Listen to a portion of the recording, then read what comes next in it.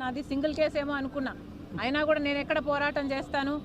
వీళ్ళందరితో ఒకవైపేమో కేసీఆర్ గారు ఉన్నారు, ఇంకోవైపు ఏమో జగన్మోహన్ రెడ్డి గారు ఉన్నారు అని నేను అనుకున్నా. కానీ ఇప్పుడు తెలుస్తున్న విషయం, వందల మంది ఫోన్లు ట్యాప్ అయ్యాయి. వాళ్ళందరికీ న్యాయం చేయాల్సిన అవసరం ఉంది. ఇది బ్రీచ్ ఆఫ్ ప్రైవసీ. మా ప్రైవేట్ లైఫ్స్తో మీరు చెలగాటం ఆడారు. నేను ఎదగకుండా ఉండడానికి ఎంత నీచానికి ఒడిగట్టారు. దీనికి సమాధానం చెప్పాలి. కాంగ్రెస్ జిల్లాలో చాలా మంది నేతలు ఉన్నారు. షర్మిల టూర్కి రాలేదు, కారణం కాంగ్రెస్ పార్టీ బలోపేతం చేయడానికి రాజశేఖర్ రెడ్డి బిడ్డ కాంగ్రెస్ పార్టీ అధ్యక్షురాలి పగ్గాలు చేపట్టింది. నేను కాంగ్రెస్ పార్టీ పిసిసి చీఫ్గా ఇక్కడికి వచ్చినప్పుడు కాంగ్రెస్ పార్టీ ఆల్మోస్ట్ నెగ్లిజిబుల్గా ఉన్నింది.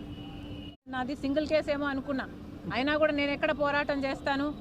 వీళ్ళందరితో ఒకవైపేమో కేసీఆర్ గారు ఉన్నారు, ఇంకోవైపు ఏమో జగన్మోహన్ రెడ్డి గారు ఉన్నారు అని నేను అనుకున్నా. కానీ ఇప్పుడు తెలుస్తున్న విషయం, వందల మంది ఫోన్లు ట్యాప్ అయ్యాయి. వాళ్ళందరికీ న్యాయం చేయాల్సిన అవసరం ఉంది.